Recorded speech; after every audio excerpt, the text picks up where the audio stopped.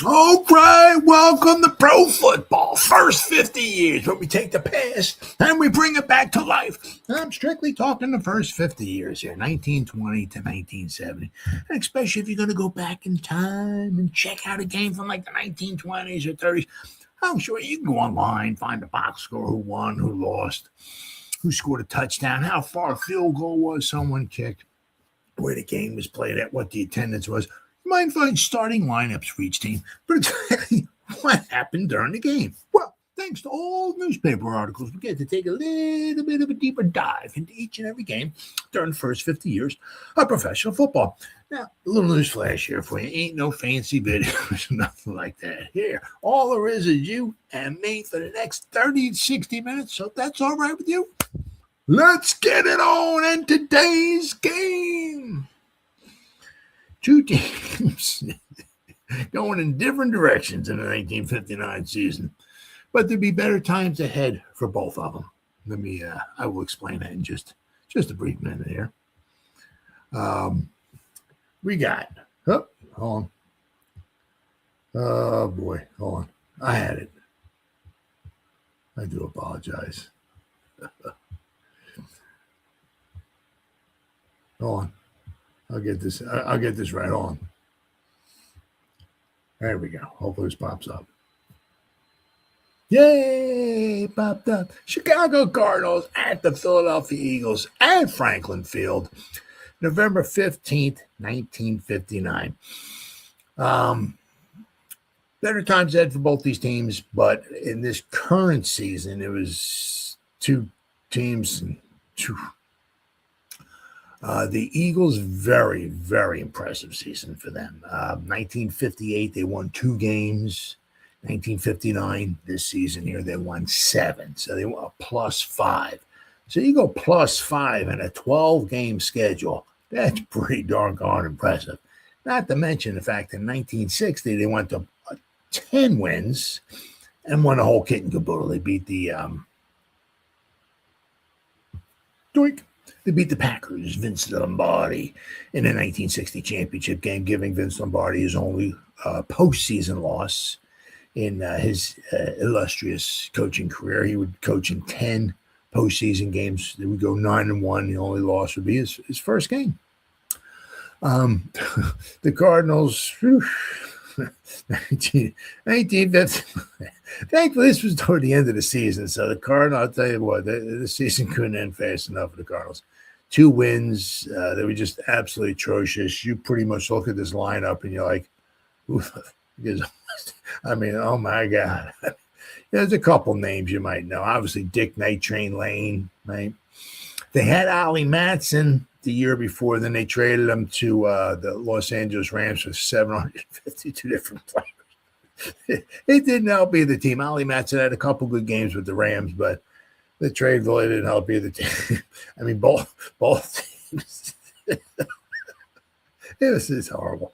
Wound up in last place. Both teams had, I think, 2 wins for the season. Each team, the Rams and the, I mean, it was horrible. Absolutely horrible. But let's pop this up here. Let's start talking about the Eagles here first. And then I'll talk about the Cardinals. I mean, obviously, the Eagles this season was their fantastic season for the Eagles. The Cardinals this season, but I'll show you how things were going to get better for both teams starting in 1960. So let's pop up the Eagles here first. Yep. Well, I pulled up the Cardinals, but we're going to switch to the Eagles. There we go. All right, here we go. Now, good old Buck Shaw, very, very good coach. Now, you see, the Eagles didn't have the greatest preseason in the world, but once again, there's 2 ways of looking at it, right? Obviously, you don't get too high or too low of exhibition. If you're playing the game, hey, you want to win it, right? But if you don't win it, it's not the end of the world. Why? Because it's just preseason. So they were 2-4. Right? They beat the Giants. Then they beat the Colts. Although in this particular game here, Raymond Berry, Lenny Moore, and Johnny Unitas did not play for the Colts. So that kind of hampered their offensive stats somewhat. But you'll notice here, the Eagles are very, very consistent during this season. They would lose one, they would win two. They would lose one, they would win two. So let's go over their results, shall we? First game of the season, they would lose one. Then what? They would win two. Then they would lose one. Then what? Yep. They would win two. Then they would what? They would lose one. Then what? Then they would win two. Then they would lose one. They didn't win the final two, but I mean, you get the point. They were very good at home. Obviously, this game at home. So, spoiler alert: the Eagles would wind up winning this one, 27-17. The Eagles were, with 3 games left to go in the season. The Eagles had 3 losses. The Giants had 2.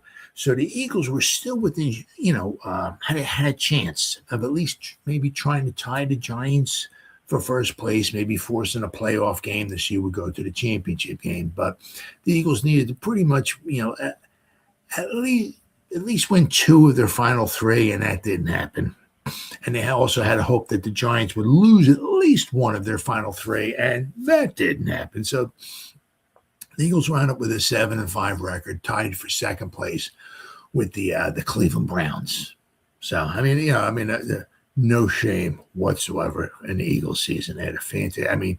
Tommy McDonald came of age. This was his 3rd season.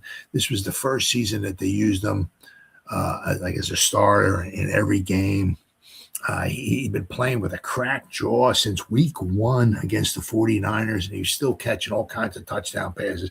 He scored 4 touchdowns alone with a freaking cracked jaw against the Giants. He caught 3 touchdown passes from Norman Brocklin, and he ran a punt back for a touchdown against the Giants. This is where Tommy McDonald showed what he was made of. He was playing these weeks around here, down here. He was just losing all kinds of weight. He was playing, like 165 pounds. So he was what do I want to call a lightweight? He wasn't somebody who was going to catch 10 passes a game, but when he caught a pass, he could definitely, he was a threat to go all the way each and every time he caught the ball. So you can see this is a fantastic season for the Eagles. Not so much for the Cardinals here. Right?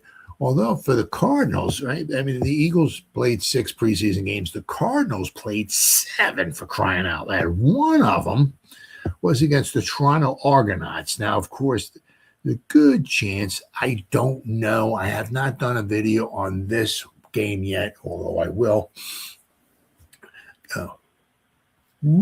Coach Pop Ivy was a coach in the Canadian Football League for 4 years. He had a very, very successful coaching career in the CFL, but not so much in the NFL. But the first game was against the Toronto Argonauts. I'm not sure exactly what the rules were.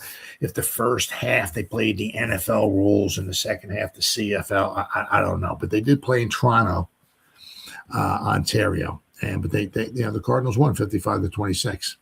Other than that, the Cardinals didn't do too bad.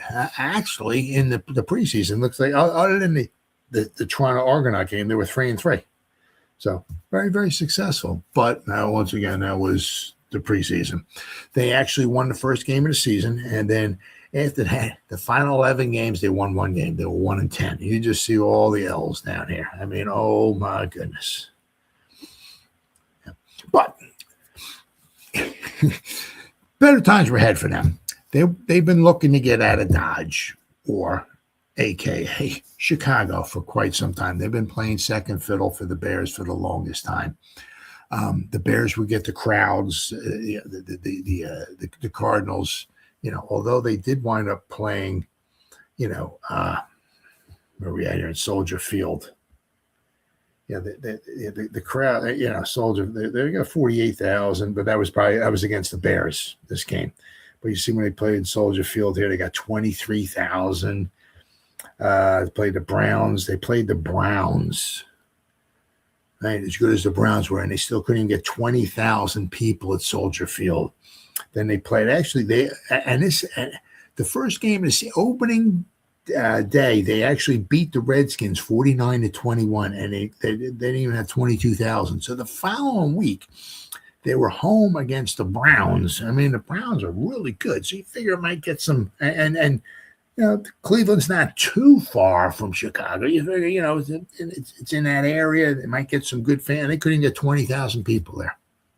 Of course, then they wound up getting killed by the Browns. But so the Cardinals were looking to get out of Chicago. And after the 1959 season, their wish was granted. They moved to St. Louis in 1960. Now, little did they, I guess at the time, they played one of their exhibition games. They played against the Steelers in St. Louis at Busch Stadium, where the Cardinals would move to the following year.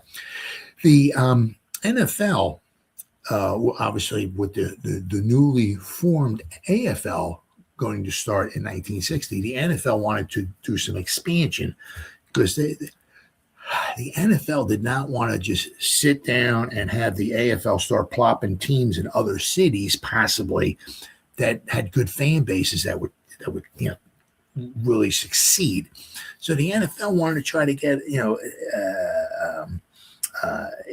do some expansion themselves. So 1960 they expanded. The Cowboys came in 1961. The Minnesota Vikings came in. So they put the Cardinals. The Cardinals had two home games in Bloomington, where the Vikings would start in 1961. They played the Eagles in Bloomington. The Cardinals played in Bloomington, Minnesota. Chicago Cardinals played in Minnesota, and they were the home team for these two games. They played the Eagles, and then they played the Giants. So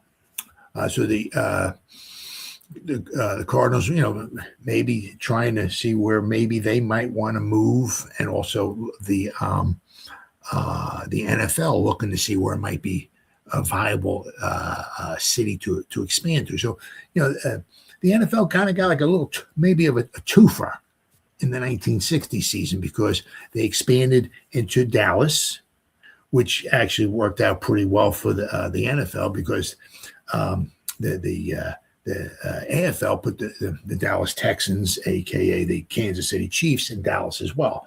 So for the first few seasons of the AFL, there were two teams in Dallas. Well, the Texans did not fare very well, especially at the box office. And so after, I think, the 63 season or the 62 season, they moved to Kansas City where they became the Chiefs. But in 1960 also, there were two teams in the NFL in Chicago. So they removed one of the teams from Chicago, right? But so they still had a team in Chicago, and they put the other team in St. Louis. Fantastic sports town. So it worked out really well. And then, of course, in 1961, the Minnesota Vikings popped up. So within 2 years, the NFL expanded into three different cities. And I say we know Dallas was very good. We know St. Louis was a very good sports town. But they kind of wanted to see what Minnesota, it's more important, I guess, Bloomington would do. Now, I guess also it did help that the Minnesota Twins baseball team moved into Minnesota as well too. So I mean, it wound up being good overall for the NFL. So I mean, well, you see right here. I mean, this is just horrible. 10 out of the final 11 games you lose. I mean, they scored some points in a couple of the games, but I mean, other than that, I mean, not very good. Even back then, you needed a quarterback. The Eagles had two. The Eagles had Sonny Jurgensen in his younger years, of course, and then Norm Van Brocklin toward the end of his career. They had two Hall of Fame quarterbacks. The Cardinals had MC Reynolds and King Hill. Now, King Hill had a rather lengthy NFL career. It was about 10 or 11 seasons, though, primarily as a backup. So, I mean, you look at their roster. I mean, it's like, it's like, who's their quarterback? Who's their, it's like, who's on their team? They just didn't have the horses, shall we say. So, yeah, but better times would be ahead because in as we see right here, with Pop Ivy as the coach, the following season, they would go from 2-10 to 6-5 and win. So, with Pop Ivy as the coach. So, and I think they did okay. Yeah. And then the next season, 1961, they went to a 14-game season. They were 7-7. So they fared pretty well the first couple of years they were in St. Louis. Of course, they didn't make any playoffs until the early 74 when they were in St. Louis. So it took them a while to get into the playoffs, but they had some winning records. So better times were ahead for the Cardinals, just not in 1959. as I was saying, it couldn't end fast enough. Now, the game here was played at good old Franklin Field. Absolutely beautiful. Just an old time.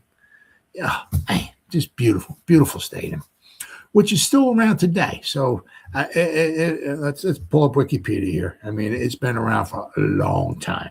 Very happy that they're able to keep it. You get a lot of these older stadiums, some very few are able to be saved throughout the years, especially when it's been around over 100 years, like Franklin Field. Let's see here, Franklin Field Wikipedia. Here we go. All right.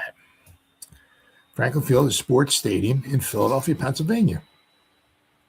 Named after the Penn's founder, Benjamin Franklin. It is a home stadium for the Penn Relays, a track and field, huge event.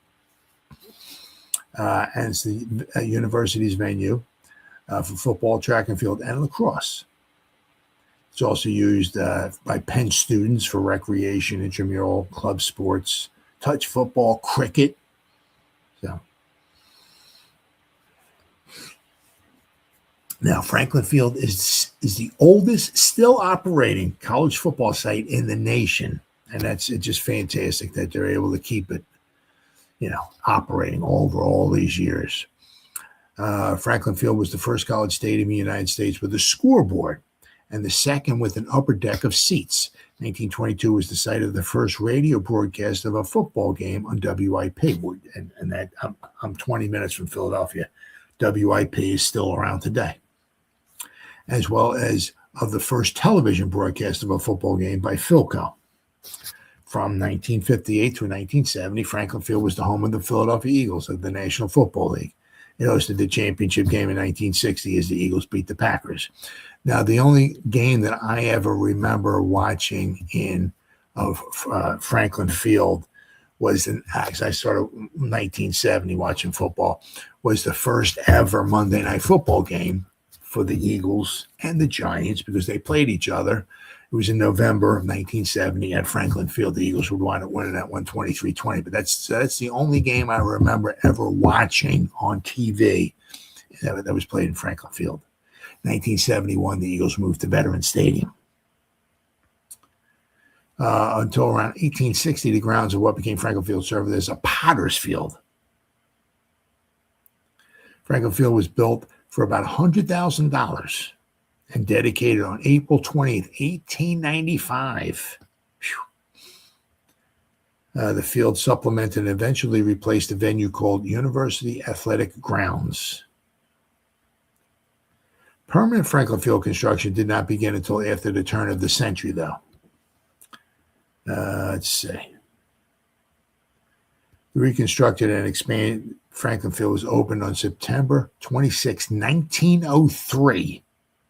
So, as I sit here right now, it's almost 125 years old, and it's still there today. Fantastic. Let's see here.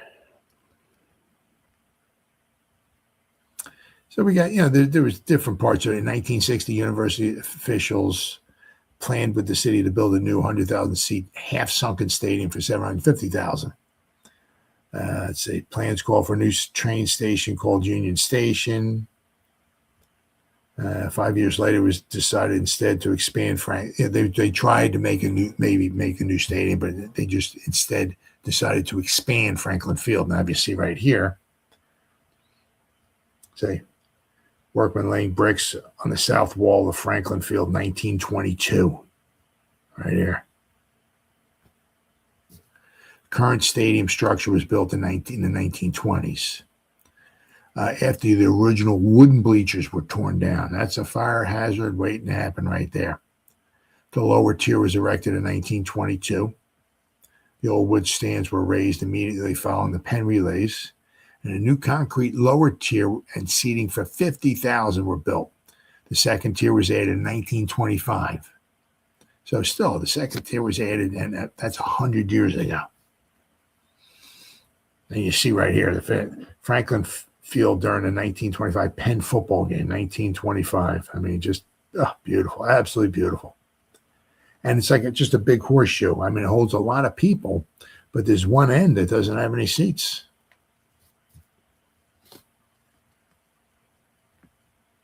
The 1936 Democratic National Convention was concluded at Franklin Field. Franklin Delano Roosevelt was there, let's see. In the 1930s and 40s, Penn led the nation in attendance. The 65,000-seat stadium was expanded each fall with temporary stands to seat 78,000. As you see, to seat 78,000, and one end of it, there's no seats.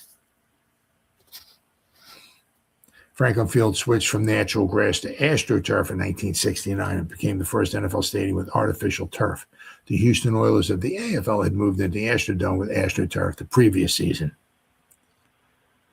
So Franklin Field was the first to have artificial turf.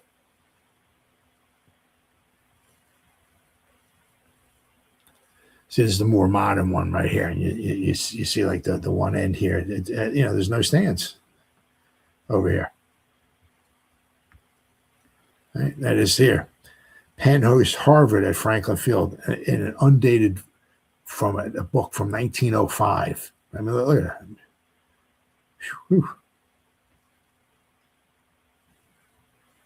All right, where are we at here? See, this is you got the stands over here, and then down at the one end here where the scoreboard is at. And we'll see more of this in just a minute. There's just this building down there. The Eagles played at Franklin Field from 1958 through 1970, so this will be the second season that the Eagles played at Franklin Field. They moved to the stadium for the 1958 season after leaving Connie Mack Stadium. Franklin Field would seat over 60,000 for the Eagles, where Connie Mack had a capacity of only 39,000.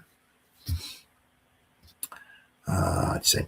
The Eagles did not pay rent the use of Franklin Field because Penn was a not-for-profit organization. Instead, the Eagles donated between $75,000 and $100,000 per year to pay for maintenance and other expenses. Unfortunately, sadly, I did do a video on this one. The October 11th game, 1959, where the Pittsburgh Steelers played the Eagles at Franklin Field. And then Commissioner Bert Bell had a horrible heart attack, and he died on that day. Very, very sad day. The Eagles hosted the 1960 championship game there.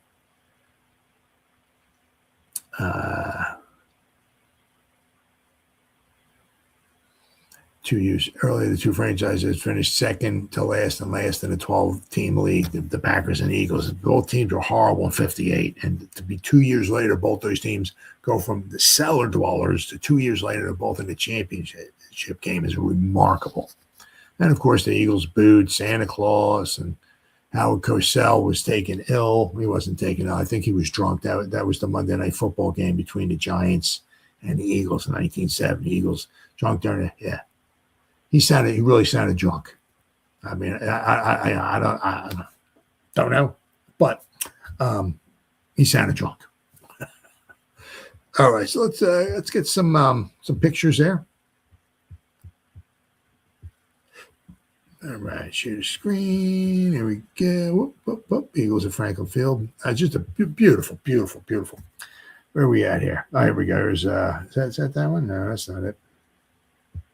Here's the 60 championship game right here. Here's one. Here's, I guess, the beginning of the game with the shaking hands.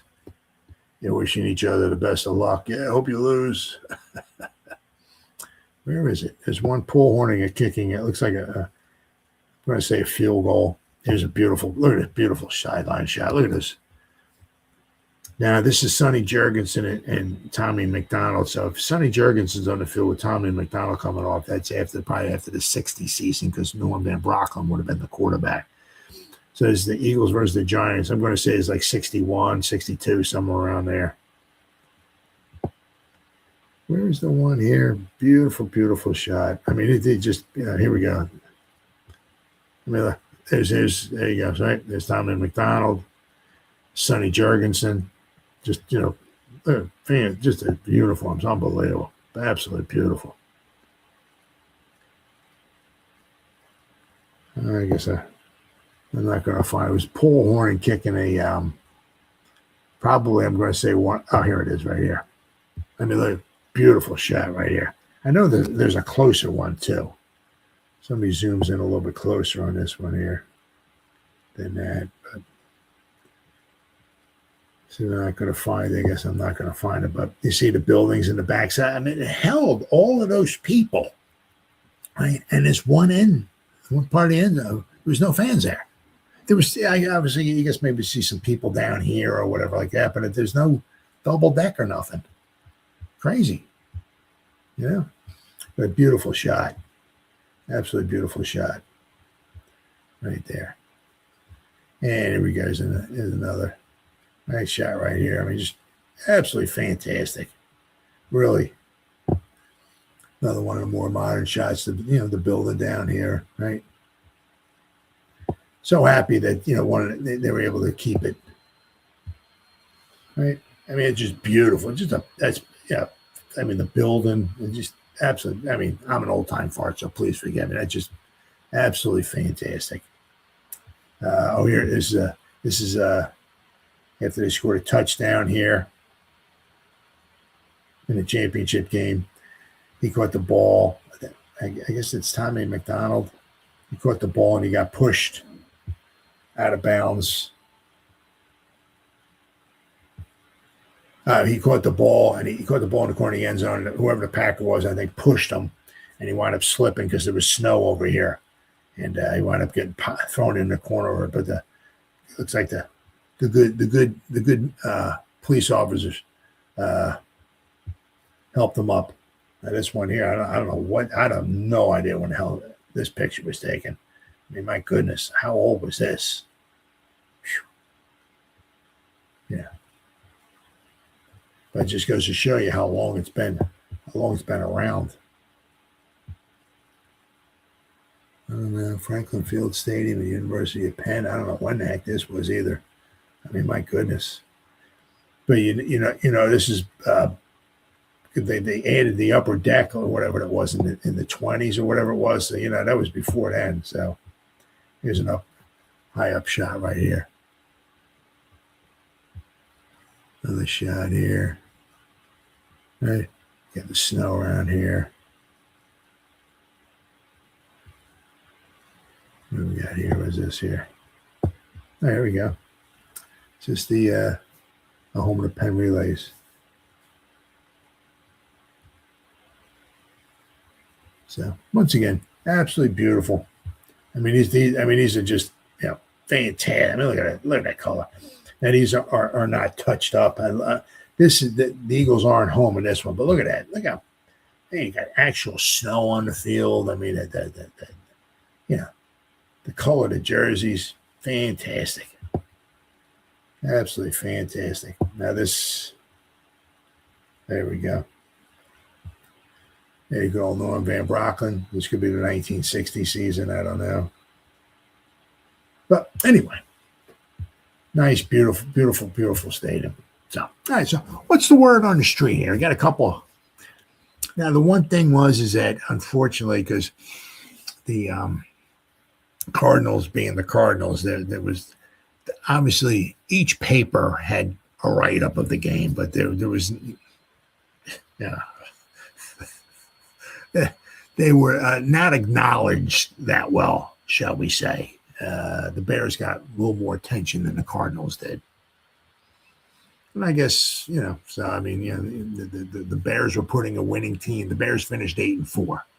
And the Bears are putting a winning team almost every year on the field. The Cardinals were not. So we'll go to the Philadelphia Inquirer, November 15th, 1959 edition of the Philadelphia Inquirer. Let's see what they got to say here. Bum, bum, bum, bum. All right. Cards to test the Eagles' perfect record at home. Now, the Eagles were, I don't say Dr. Jekyll and Mr. Hyde. The Eagles were very good at home. Not so good on the road, though. I mean, the Eagles, would beat the Giants by 20. The Giants only lost 2 regular season games. They lost by 5 points to the Steelers at home. Bobby Lane threw a touchdown pass to Tom Tracy with about 90 seconds to go in the game, and the Giants lost by 5 points. The only other regular season loss, they lost by 28 points to the Eagles at Franklin Field. I mean, the Eagles just killed them. Anxious to maintain their perfect record at home, the Eagles would endeavor to play 60 minutes of top-flight football for a change when they opposed the Chicago Cardinals at Franklin Field Sunday afternoon at 1:35. The Eagles were fortunate to squeeze out a 28-24 verdict over the Spotting. Yeah, a couple weeks prior, the Eagles played the Cardinals at Bloomington, Minnesota, and the Cardinals had a 24-0 lead. But when it's not your year, it's just not your year. The Eagles came back and won 28-24. Let's see. Whoa, my bad.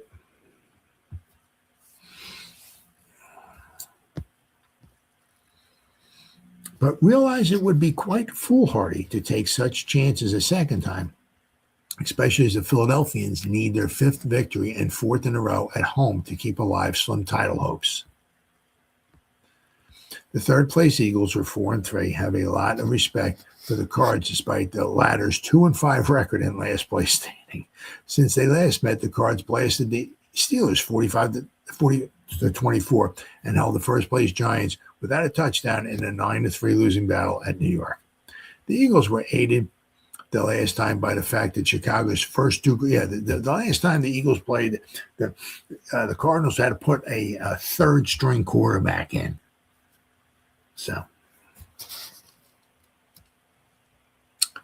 because the Cardinals' first 2 quarterbacks were sidelined with injuries. King Hill, former Rice great, and MC Reynolds, of LSU, athlete who was so impressive as a rookie last year, are now in top shape and ready to hurl the works at the green and white.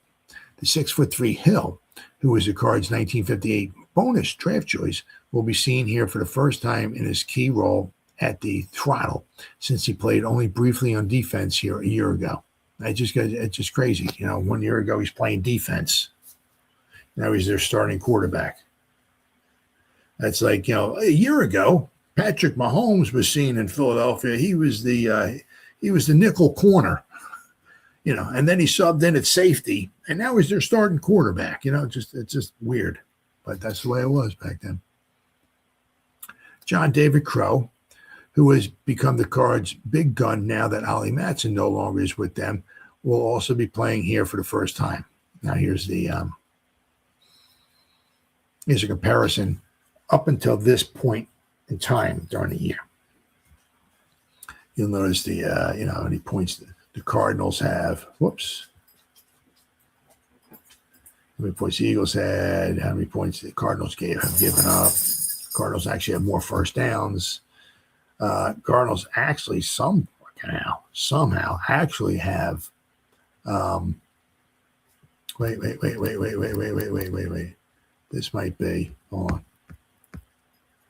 12 passes intercepted by, no, this might be the Eagles here. Hold on, let me see here. 56. This might be the Eagles here. There's no way that they, yeah. No, this is the Eagles. This side's the Eagles. Yeah. They lost 3 fumbles, the passes intercepted by 12. Cardinals lost 15 fumbles. So this is definitely the Cardinals over here. I'm sorry. I got this backwards. So this is the Eagles over here. The Eagles have far more yards passing, but actually, they have almost 1,100 rushing yards, the Cardinals. The Eagles have 800. So the Cardinals, and between the two, as far as so far this season, both have about the same amount of yardage gained. It's just that the Eagles do a lot more through the passing route than they do the running route. Because when you got Norman Van Brocklin, right? But let's see here. John David Crow, to me anyway, one of the few guys, if you look at their rosters, I've heard John David Crow. There's only a couple other guys that I can look at their roster like, I've heard of them. I've heard, other than that, you're like, oh my God, who was on this team? You look at some of the other teams, and it's like, I don't know, it's not a who's who, but you look at so many other teams, and it's like there's I don't want to say countless, but there's multiple future Hall of Famers on the team. You look at the Cardinals, you're like, oh my God, this team stinks. You know, Crow didn't play here because of injuries the year prior. Crow, a rangy 215-pound halfback who won the Heisman Harley and Walker Camp Awards on the way to All-American acclaim at Texas A&M, has averaged more than 5 yards per carry in becoming the league's sixth leading ground gainer. Last week against the Giants, he had runs of 73 and 72 yards. Bobby Joe Conrad, I've heard of him, a defensive specialist a year ago, is now one of the Cards' most dangerous ball carriers. I mean, it's weird. Last year, the guy's playing defensive tackle. Now he's their starting tight end. Yeah, but that happened like that back then, right? Bobby Joe Conrad is averaged 6.6 yards per carry and leads his team in scoring with 53 points. The Cards, who operate from a double wing T, boast one of the most balanced attacks in the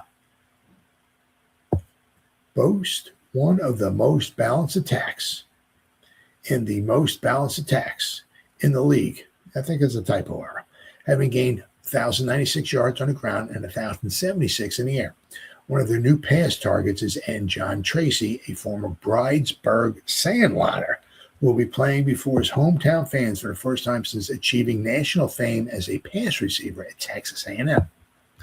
There'll also be homecoming for Card guard Ed Cook, who went to Notre Dame from Southeast Catholic High, now Bishop Neumann. Also lending interest is the first visit here of former Eagle Jerry Norton and linebacker Bill Coleman since being traded to Chicago. Among the Cards' 10 rookies is Maurice Schleicher,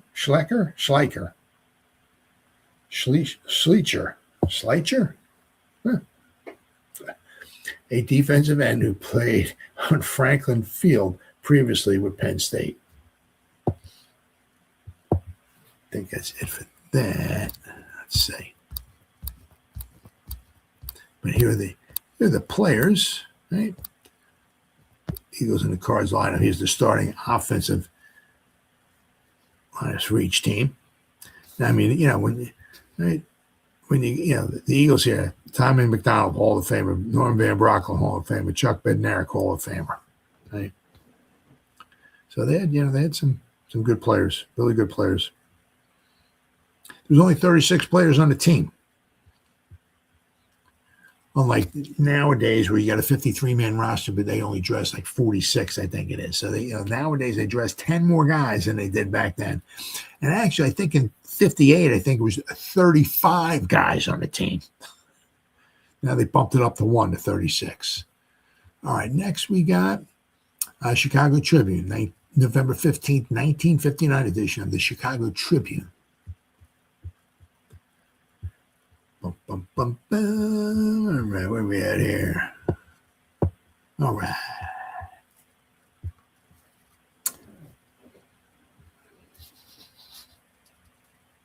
Oh, let me refresh it before it screws up on me here. Okay, here we go. Very good. All right, now.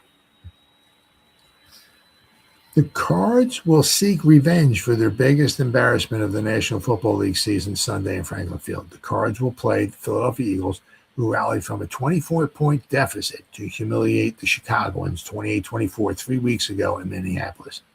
Coach Fred Pop Ivy showed films of the Minneapolis debacle to the Cards this week, not once, but twice, by way of illustrating that the second half of a football game is just as important as the first.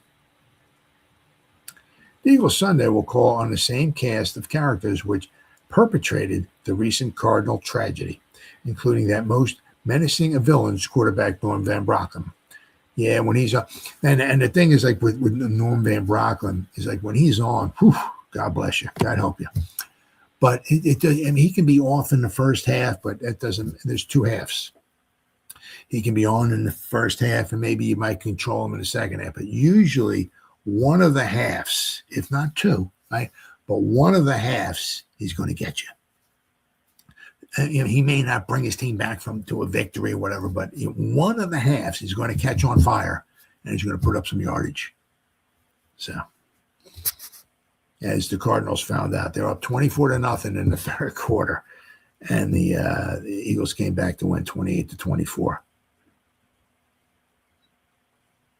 Van Brocklin as poised on his own goal line as if the Eagles were simply going through a signal drill, completed 10 of 13 passes, 210 yards and 2 touchdowns in Engineering's Philadelphia comeback last month. That was all in the second half. 210 yards passing in the second half, I believe that was. Coach Buck Shaw of Philadelphia. And once again, here's the lineups. Is hoping for improved performances from 2 of his key offensive players. Billy Barnes, the power runner of the Eagle backfield, came down with a severe head cold and fever last Sunday and was held to a 35-yard rushing total by Cleveland. Tommy McDonald, the Eagles' number 1 pass catcher, also had an off day in the 28-7 loss to the Browns. A victory Sunday would give Philadelphia its best won-and-lost record in 5 years, not since 1954 when the Eagles compiled the 7-4-1 mark. Had they won more than 4 games in a single season. Their current record is 4-3. Although revenge may be the Cardinals' strongest motive, the club also would welcome victory as a means of moving out of the Eastern Division cellar. The Chicagoans have managed only 2 triumphs in 7 outings. King Hill, Cardinal quarterback, is in better physical condition than at any time since he suffered an arm injury October 18th at Cleveland.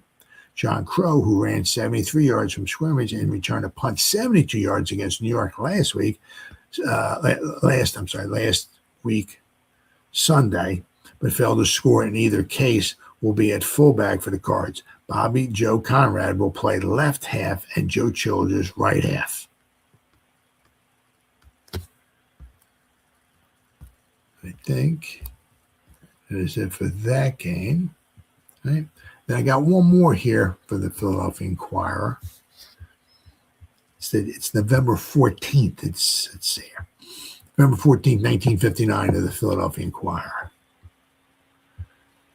All right. Birds need wind to stay in the race. If the Eagles let me do this, refresh it before it screws up on me.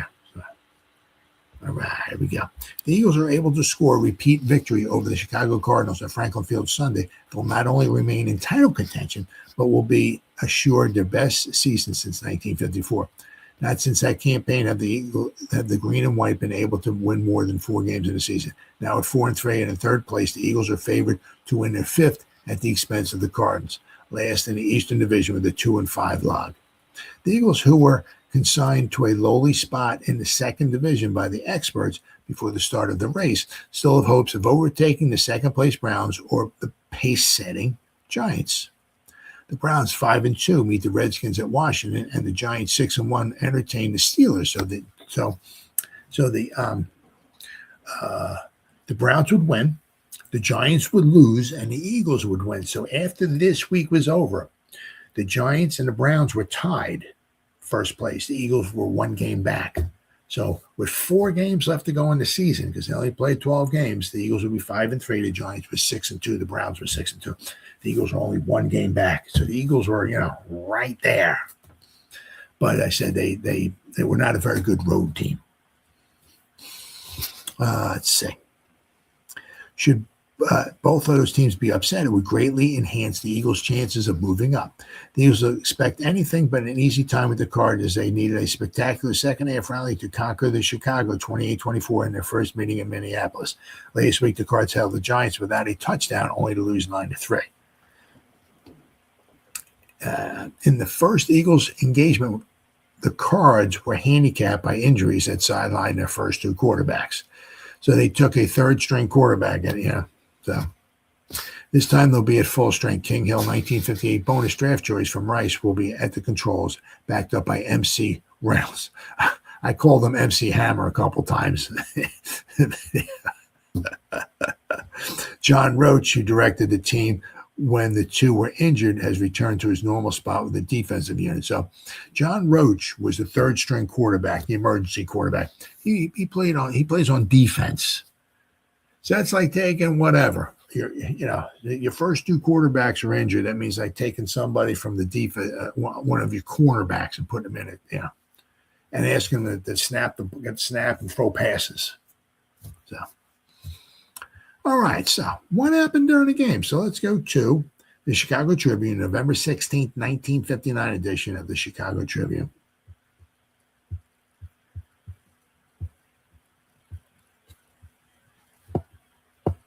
All right, here we go. All right, Cards lose 27-17. Chicagoans 6 fumbles. It was, sometimes you can't even talk when you talk about the Cardinals, how many fumbles they've had during the season. It's almost like with the Lions. The Lions had a horrible season too. They had some issues, but one of them was their wide receivers, or lack thereof. They didn't have maybe the greatest quarterback in play. Tobin Rote and Earl Morrall at times were not maybe the most accurate, but sometimes when they were, the Detroit Lions wide receivers were just dropping balls left and right. Well, this season the Cardinals are just fumbleitis. 1959 Chicago Cardinals now fumbled 30 times. This would be their 8th game. They fumbled 30 times. Basically, they fumbled 4 times a game. Basically, every quarter they're fumbling the ball. And lost 6 of their 8 fumbles. And they've lost 6 of their 8 National Football League games. The Cards dropped the ball 6 times on Sunday. 3 of the bobbles led directly to Philadelphia scores as the Eagles won a barely contested battle 27-17 before 28,887 in Franklin Field. 3 fumbles led to 3 scores for the Eagles, and the Eagles won by 10 points. Ball security, possibly the Cardinals win. Right? That the Cards are the fumblingest team in the league is a matter of statistical record. They are also, it is suspected, one of the unluckiest. Chicagoans did a lot of things the right way Sunday. As usual, they thrilled the crowd with the most intricate, spectacular, and daredevil offense in football. But they committed so many boners that the offense never was able to move consistently. And even an improved performance by quarterback King Hill could not offset all the dropped footballs. The Cards still were in the ball game early in the 4th quarter when Bobby Conrad's 32-yard field goal pulled them into a 17-17 tie. But midway through the period, okay, so let's go to the next page here of the Chicago Tribune, the November 16th, 1959 edition of the Chicago Tribune. And let's finish the story up here. All right. But, let me finish. Let me refresh the page here. Okay. Then what do we got? Bill Stacy, 24 of the Cardinals, is sitting position, gets a tight grip on Billy Barnes' jersey while stopping the Eagles runner after a short gain. You see, he's got a hold of his jersey. Right.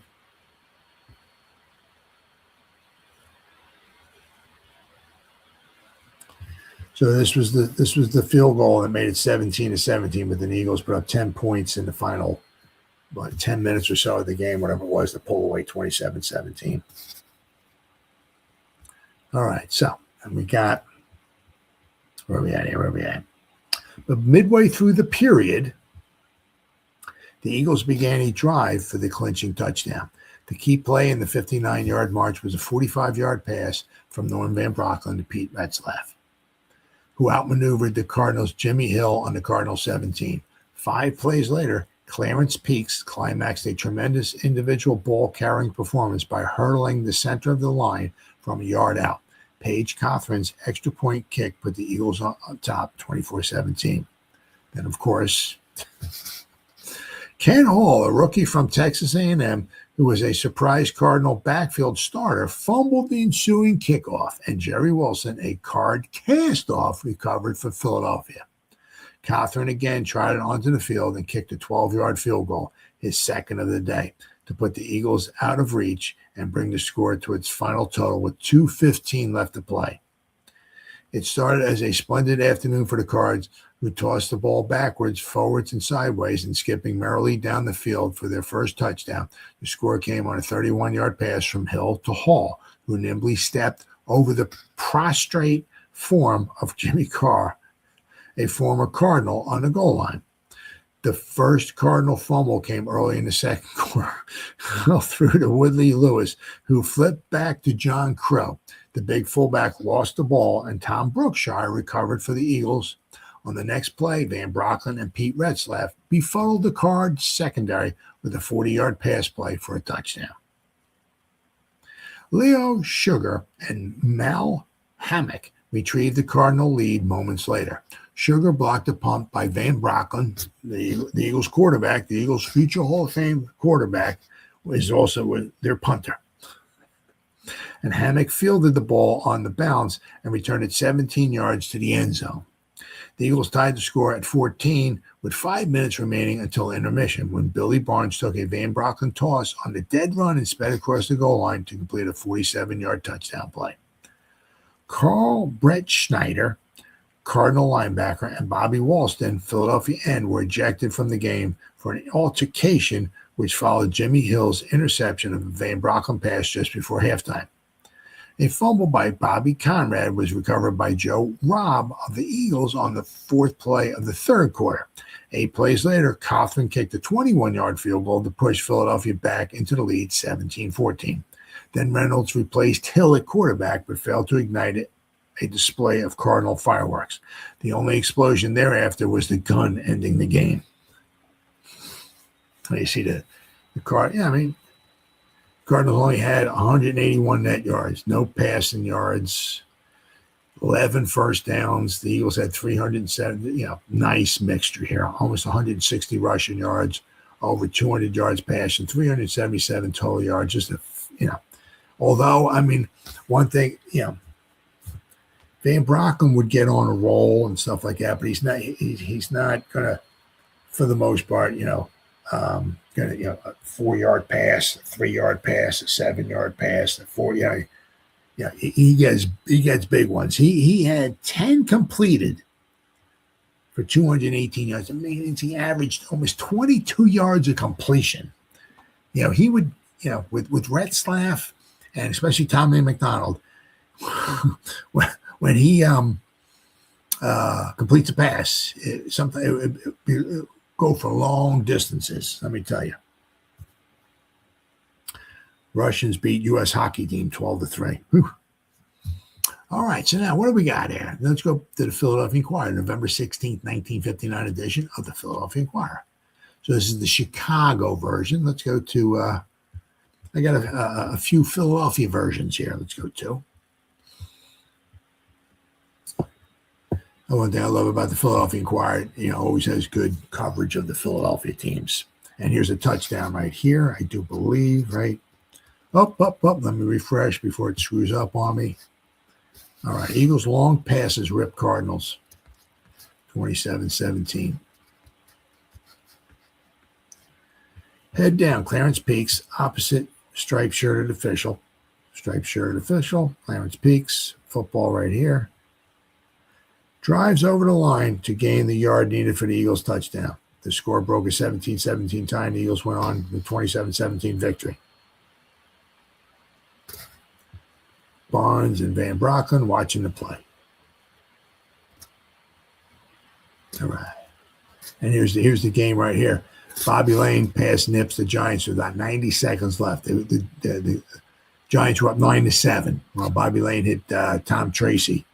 Right here, Tom Tracy, with a 45-yard touchdown pass with about 90 seconds to go, giving the Eagles a triumph. And that was the only other game the Giants lost all season long. As I said, they lost that game, and then the Eagles annihilated them 49-21 at Franklin Field. All right. The Eagles used the big clutch play and their opponents' errors with devastating effectiveness as they roared from behind for the second time this season to defeat the Cardinals 27-17 before 28,887 at Franklin Field Sunday afternoon. 2 long, spectacular passing plays wiped out 2 leads enjoyed by the Cards in the first half, and another long pass play provided the momentum for a tie-breaking touchdown in the fourth quarter. Rugged Clarence Peaks, who spearheaded the Eagles' ground offensive with some of his hardest running of the campaign, broke the third and final deadlock with a 1-yard touchdown plunge to cap a 60-yard drive with slightly more than 5 minutes remaining. It assured the Eagles of their fourth straight victory and a perfect homestand and their fifth triumph in 8 games, putting them just a game off the Eastern Division pace as a result of the Pittsburgh Steelers' upset of the first-place Giants. New York now shares first place with the Cleveland Browns, victors over the Redskins. Both of those teams were 6-2. And after this game, the Eagles were 5-3. So the Eagles are just 1 game back. The key action of the bitterly waged lively battle came 5 plays prior to the winning TD. Quarterback Norm Van Brocklin had been dumped rudely for a 15-yard loss by tackle Frank Fuller and had another pass broken up by 2 fast-charging Card linemen. But on third down and needing 25, the Dutchman stubbornly tried again. Although pressured by end Leo Sugar, Van Brocklin managed at the last split second to get off a long one that Pete Retzlaff caught for a 45-yard gain, although closely guarded by Jimmy Hill. It put the ball in the Cards' 17. From there, Billy Barnes and Peaks took the ball to the 1, from where the big fullback hurled over the middle for the tally, which you see in the picture there. Paige Cothran kicked the extra point, and in the absence of Bobby Wilson, who had been banned at the end of the first half with Carl Brett Schneider for fighting. And the former Mississippi star also supplied a 12-yard field goal as a finishing touch several minutes later. His boot stemmed from a fumble recovery by Jerry Wilson on the 19 on the kickoff that followed Peaks' touchdown. It was just one of 3 scores that resulted from muffs by the Cards, who lost the ball on 5 of 6 fumbles as they upheld their dubious distinction of being the fumblingest team in the league. They now have 30 fumbles on the season.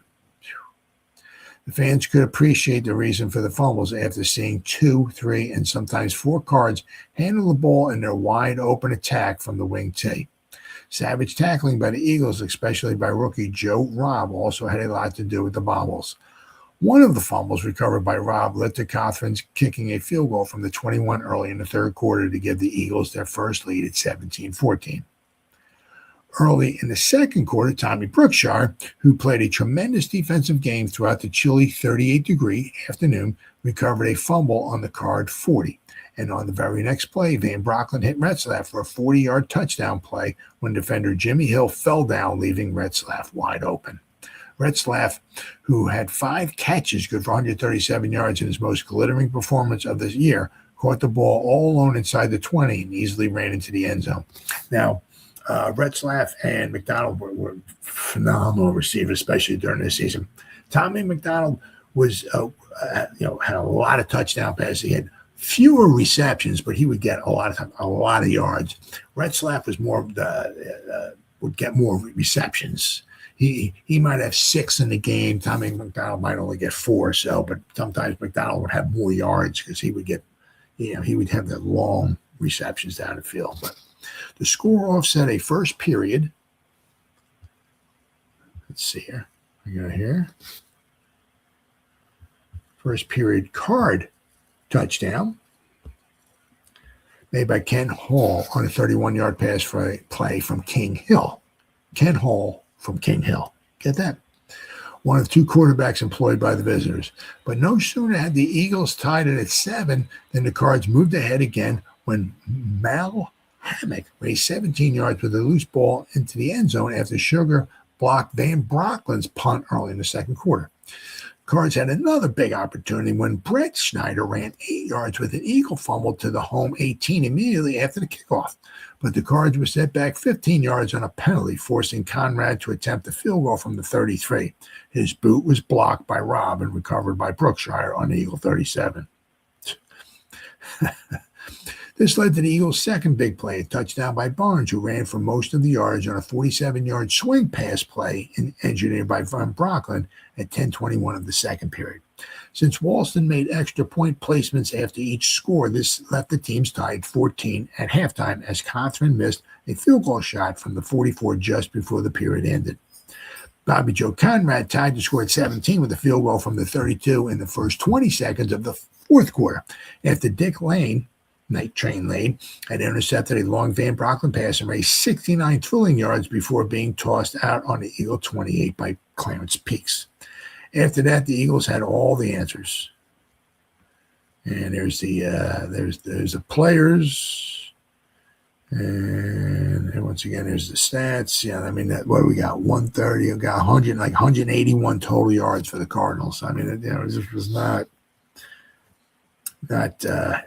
Crow. He what we have 11 carries, 55 yards. I guess Conrad ran 11 times for no yards. So I mean, so they had 32 carries. So they averaged like 4 yards a carry. But it was just, you see right here, I mean, the passing was 6 out of 15 for 77 yards. It was just not very good. Now you see right here, McDonald caught one pass for 14 yards. Pete Retzlaff had 537. Let me see here, right? I mean, he got 6 completions the whole game. That you're not gonna win much at all. I mean, doing that. So, all right. So they got a couple more here for you. Let's see here. What do we got here? Oh boy, what's up, Bob? Oh, my dog Randy's here. What's up, good boy? All right. What do we got? Here we go. All right, we got the Philadelphia Bulletin. And you got to excuse me. It was like as I was doing the microfilm for this newspaper here, and it was like a hairball or something on the glass. I should have wiped this off, but I was just, I guess, too lazy.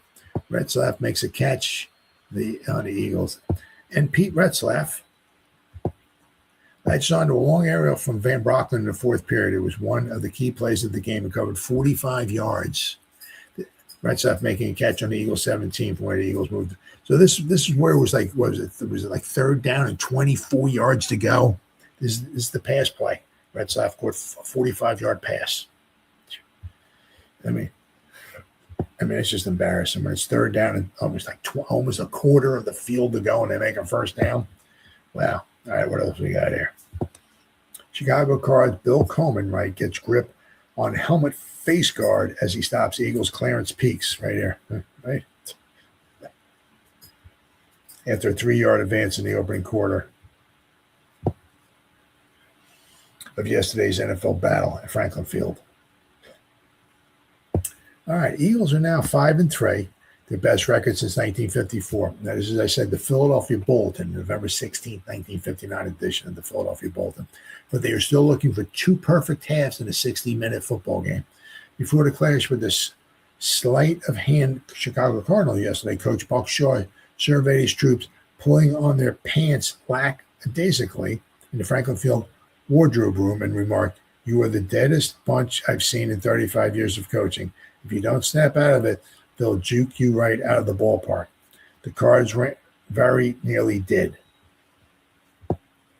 But as usual, the Eagles came alive in the second half, broke at 17-17 tie, and coasted to the 27-17 victory with the help of a stupendous falling catch of a 45-yard pass by the indomitable Pete Retzlaff. That's that picture down here, over here. Retzlaff, who suffered a broken leg during the exhibition season, was limping as late as last Friday from a flare-up of the old wound. But in the heat of battle, he forgot the pain. His contribution to victory was 5 catches for 137 yards and a touchdown, including the 4th period spectacular that cracked the Cardinals' spine. Some of the Cardinals, bitter over the second seasonal setback dealt by the Eagles, accused Retzlaff of pushing defensive halfback Jimmy Hill out of the catching zone as Norm Van Brocklin loosed his third down desperation thunderbolt. Okay. I wouldn't know, Retzlaff said. All I know is that I had to catch it. Maybe I did bump him. Cardinal coach Pop Ivy had no complaint on that play. Wearing a look of complete frustration, the pink-cheeked, balding author of the NFL's most imaginative offense spoke haltingly and in grieved tones about the Cardinals' 6 fumbles. You can't win, Ivy said, where the other team recovers 5 of them, why they handled the ball better in training camp than they're doing now. At this two-thirds point in the schedule, the Cardinals lead the league with 30 fumbles. 3 of their 6 bobbles yesterday were committed by Bobby Joe Conrad, a hard-hitting, butter-fingered halfback. They're a good, explosive team, but Eagle coach Buck Shaw said, but they're fumbling themselves right out of the league. They're too lateral conscious. They were lateraling with their arms half pinned. They can be very dangerous. As for the Eagles, I thought they never would be untangled. The secret of success, they were just blocking better, pursuing better, and doing everything better in the second half. Actually, Eagles had full right to win. They outgained the Cardinals 377 to 181, held quarterback King Hill and MC Reynolds to 52 yards passing, and stifled the Cardinals' dipsy doodle doubling running attack when they had to. The Cardinals have scored only 14 legitimate points against us in 2 games, defensive coach Jerry Williams observed. We penetrated their alleys repeatedly and messed up their plays. Everybody on defense did a fine job, but Jess Richardson, Joe Robb, Tom Brookshire were tremendous. Hold on, let me pull this down here. All right. It was one of the weirdest, most exciting games seen in the old Penn Ball Yard. 5 fights erupted and 3 players were banished. Bobby Walston and Darryl Oshbacher for the Eagles and linebacker Carl Brettschneider for the Cardinals. It was the first time Walston has been ousted since 1953 when he decisioned Charlie Powell in a San Francisco slugfest. Damn, man, I love football, huh? Put 'em up, baby. The first half was a real weirdie. The Eagles ran for only 21 yards, caught only 3 of 8 passes, yet went back to the powder room, tied 14-14. The Cardinals, too, played their part with a 10-play, 70-yard scoring drive that had the crowd of 28,887 and the Eagles befuddled with double and triple laterals, double reverses, then a daring crossover pass from Hill to Conrad, then back to Hill for a 24-yard gain. Let's put the ball on the 32. Conrad banged for 1, whereupon Hill fired to Hall, who stepped over from the 2 at 11:02 of the first period. Conrad added the point. Meanwhile, Van Brocklin had been overshooting and undershooting, but he was right on the beam after Brookshire flopped on a fumble at the end of a Woodley Lewis to John David Crow lateral on the Eagle 40. First down, and Van Brocklin rifled that beauty to Retzlaff, who caught it all alone on the 15 and jogged over for the score. Walston kicked the point to make it 7-7 at 1:51 of the second period. A 60-yard punt by ex-Eagle Jerry Norton holed up the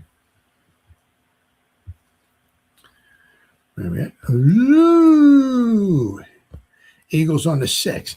They can only move to the 9. And when Van Brocklin punted out of the end zone, Leo Sugar blocked the kick, enabling Mel Hammock to move for a 17-yard TD pickup. The Cardinals threatened again when Billy Barnes fumbled on the 18. Talk about crazy bounces. Hill's pass bounced off the fingers of Jimmy Carr in the end zone into the arms of Hall out of the end zone.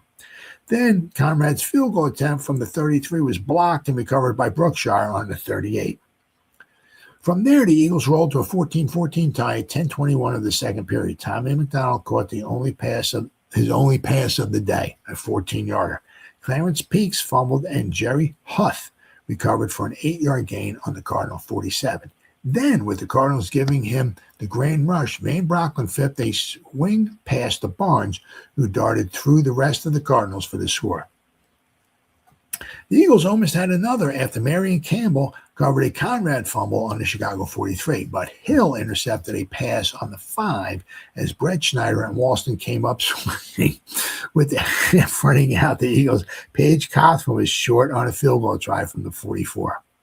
The third period opened with Robb very much in evidence. First, he smothered Conrad for a 5-yard loss, then jarred the same fellow loose from the ball on the 41 and fell on it.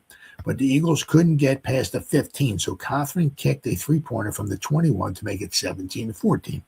This was the signal for Kowalczyk and Hill to come up swinging. On the ensuing kickoff, Rob put Conrad out of action with a pile-driving tackle. By now, the Eagles were hep to Cardinal cut-ups. Art Powell intercepted the pass on his 47 from where the Eagles rumbled to the Chicago 8, where Barnes fumbled the ball to Ted Bates. Reynolds was inserted at this point to move the Cardinals. He couldn't.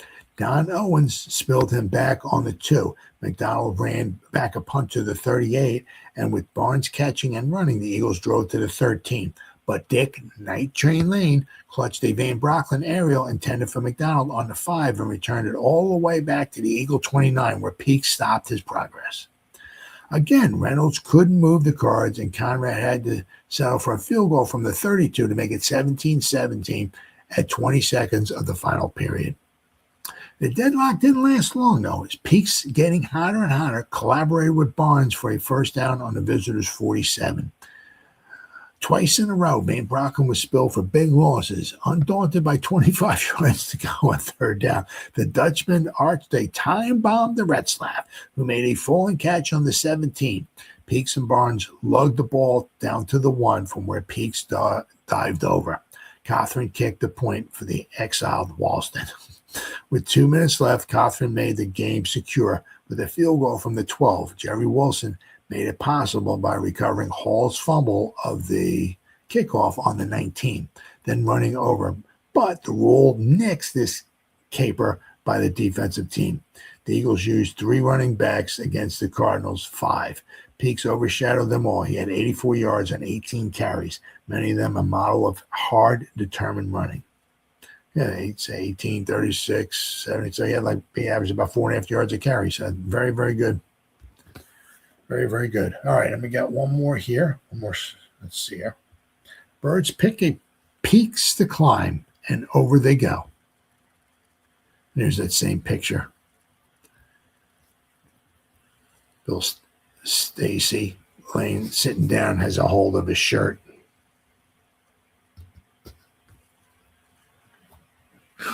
All right. There was something symbolic in the picture play of the Eagles' 27-17 win over the Cardinals yesterday. With the situation 3rd and 1 on the Cards' 1-yard line, halfback Clarence Peaks arched his back purposely and up and over a hedge of bone and beef that obscured the end zone. It was the tie-breaking touchdown and a play that broke the Cardinals' backs. But the most significant aspect of Peaks' swan dive, according to the quarterback Norm Van Brocklin, was that Clarence had risked breaking his own back to do it. It's something I would have never asked a man to try, Van Brocklin declared. That trick really takes guts, but I'm not surprised that Clarence did it. The guy has really come into his own this season. He always had what it takes, but the difference this year is that he's using all of it. It discourages a man to know he's going to run into a wall and take punishment every time he carries the ball. But now that Clarence is getting some blocking up there, he has the enthusiasm to get those extra yards on his own, like Jimmy Brown with Cleveland. The Dutchman wasn't alone in comparing Peaks to Brown after the former Michigan State star ground out 84 yards and 18 carries and added a 19-yard completion for his finest game in 2 seasons. Coach Buck Shaw made a similar observation. I always felt Clarence could do as well as Brown. Oh, I don't know about that. We just gave him a little help, said Buck. He has a lot of power, and now he's got the confidence to get his own yardage when he has to fight for it. He'll get better, too, with each good game he plays. Peaks himself accepted his teammates' back pummeling modesty and insisted that next to winning, his biggest gratification was that Van Brocklin had the confidence to call on him for 18 carries. The payoff dive, he said, was easy money. Chuck Bednarik, Jerry Huth, and Stan Campbell submarined those guys right off their feet. Clarence grinned. It was like jumping into bed. Peaks' extra effort was typical of the entire Eagle team in the second half. But for the 4th straight week, the Birds were 30-minute flyers, except for Van Brocklin's long touchdown pitches in the first half to Retzlaff for 40 yards and to Billy Barnes for 47. The Eagles' offense was alarmingly inoffensive. It didn't produce a first down until 1:51 of the second quarter when Retzlaff gave Card defender Jimmy Hill the slip on a post pattern to take Van Brocken's pass and canter over. Minutes before the Eagles took the field, Shaw had told his players, "If ever I've seen a team that's not ready to play, you're it." But it took 2 periods for the message to sink in. "I was worried sick all week long," Buck admitted. "Our attitude was all wrong, and I thought we'd be ripe for the picking. It was remarkable that the way our fellows got themselves up to win after coming in so flat." Cardinal fumbles and the Eagles' rugged defensive work helped turn the tide. But credit the Birds' offense for coming up with the big play when it was needed. The series that led to Peak's touchdown almost bogged down when Van Brocklin was smothered by a Cardinal blitz and almost nailed him again as he managed to get off a trickling pass on the next play. But on third down with 25 yards to go, the Dutchman connected on a spectacular 45-yard pass to the reliable Retzlaff, who put the Birds back in business on the Cards 17. The win put the Eagles back in second place, only 1 game behind the Giants and Browns, and become tied for the Eastern Conference lead, with the Steelers upset the Giants 14-9 yesterday. Now at 5-3 on the season, the Eagles already have won more games than they had in any season since 1954, when they finished 7-4-1 under John Trimble. "Stick with us," Billy Barnes shouted as he toweled his pink torso. "We're going to take this thing yet." "Damn right," said Chuck Bednarik, "and I just might decide to unretire again." And there you go. There's the right. There's the stats again. Mended Retzlaff catches on better than ever. His late start this season probably cost Pete Retzlaff the league passing receiving title he shared last year with Baltimore's Raymond Berry. But the Baron should be consoled somewhat to learn he's a better end than he ever was. "Pete would have torn up this conference if he had gotten off with the rest of us," said Norm Van Brocklin yesterday after Retzlaff helped pull the Eagles' fritters out with a great rally-sustaining catch on the tie-breaking touchdown drive against the Cardinals. "It's amazing the way that Big Messerschmidt has come back after breaking his leg only 2 months ago," Van Brocklin declared. "Most guys would have still be hobbling around like Grandma Moses, but Pete's running and catching better than ever." Retzlaff caught 7 Van Brocklin bullets yesterday for 137 yards and a TD to bring his short season total to 20 receptions for 372 yards, or an average gain of more than 18 yards per reception. Whew. Tommy McDonald caught only 1 yesterday, still leads the club with 24 catches, but Billy Barnes and Clarence Peaks are moving in on him with 22 and 21 respectively. So that's a nice distribution. I mean, you got, what did I say? Tommy McDonald's got 24 catches. Barnes has got 22. Peaks has got 21. Pete Retzlaff's got 20. That's a nice distribution right there. Cards' razzle-dazzle offense was an exciting thing to watch, but it backfired too often for Coach Pop Ivy's delicate stomach. The visitors fumbled 6 times, and the Eagles recovered all but 1. So the Eagles recovered 5 of the 6 fumbles. Defensive coach Jerry Williams and defensive signal caller Tom Brookshire, I guess, got game balls with their something. I don't know. Once again, that hairball got me. So, I mean, it just goes to show you, I mean, you can be totally outgained. But this obviously with the blocking the punts and scoring a touchdown that way, I mean, you can be totally outgained and still be right in there, for the win like this one. But I mean, the way it was with the season, I guess it'd be just more or less known as like the years of the fumble. You fumble 6 times and you lose 5 of them. My goodness, especially when you don't have a passing game. I mean, that's a